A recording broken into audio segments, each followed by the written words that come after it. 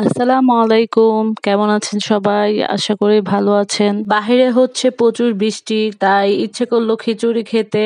আর আমি খিচুড়ি রান্না করার জন্য হয়ে গেলাম রেডি। আর আপনারা তো খিচুড়ির প্রসেসিংটা দেখছেনই, আমি কিভাবে রান্না করছি। তো ঘরে আজকে ছিল না পোলার চাল, খিচুড়ি তো রান্না করা লাগবেই, অনেক খেতে ইচ্ছে করছে। তাই আমি এখানে নিয়ে নিলাম আজকে ভাতের চাল দিয়ে খিচুড়ি রান্না করব। তো খিচুড়ি রান্না করার জন্যে আমি এক এক করে পরিমাণ মতো সব উপকরণগুলো দিয়ে আমি এখানে আরো দিচ্ছি হাফ চামচের মতো জিরা, হাফ চামচের মতো ধনিয়া গুঁড়া, আর দিয়ে দিলাম 1 চা চামচের মতো হলুদ। তারপরে দিয়ে দিলাম কিছু ভেজিটেবল, আলু আর গাজর গুলা দিয়ে আমি একটু ভালো করে মশলার সাথে এগুলো একটু কষিয়ে নিব।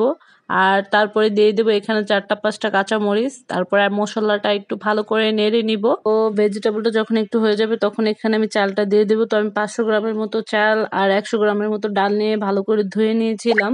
এই যে দেখেন আমি ভাতের চাল দিয়ে খিচুড়ি রান্না করছি, তো ভালো করে একটু নেড়ে নিলাম। তারপরে এখানে ভালো করে একটু নেড়ে একটু ভেজে নিব চালটা। তো এখন চালটা আমার ভাজা হয়ে গেছে, এখানে আমি একটু পরিমাণ মতো পানি দিয়ে দিব। তো এখানে আমি গ্লাস দিয়ে মেপে 6 গ্লাসের মতো পানি নিয়ে নিয়েছিলাম। তো পানিটা দিয়ে একটু ভালো করে নিয়ে নিব। হ্যাঁ, এখানে কিন্তু আমি একদম ফুটন্ত গরম পানি ইউজ করেছি, আপনারাও একদম গরম পানি ইউজ করবেন। আপনারা তো দেখতেই পাচ্ছেন আমার যে খিচুড়িটা ফুটে উঠেছে, এটার কারণ একটাই হচ্ছে আমি একদম গরম পানি ইউজ করেছি।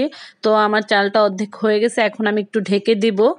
পরে 5 থেকে 7 মিনিট আমি এটা এভাবে রান্না করব। 5 থেকে 7 মিনিট পরে ফিরে আসলাম। খিচুড়িটা এখানে 70% হয়ে গেছে, এখন আমি একটু ভালো করে নেড়ে দিব। নেড়ে আমি একটু চালটা দেখবো কেমন হয়েছে। তো খিচুড়িটা ভালো করে নেড়ে আমি এখন চেক করে নিলাম। আর এখন আমি ভালো করে এটা একটু নেড়ে দিয়ে তারপরে ঢাকনা দিয়ে ঢেকে রাখবো। চুলার আঁচটা একদম লোতে দিয়ে আমি এটা ঢেকে রাখলাম। খিচুড়িটা এত মজা হয়েছিল না, সবাই হালুম হালুম করে খাচ্ছিল, তাই আর পরিবেশন করতে পারলাম না।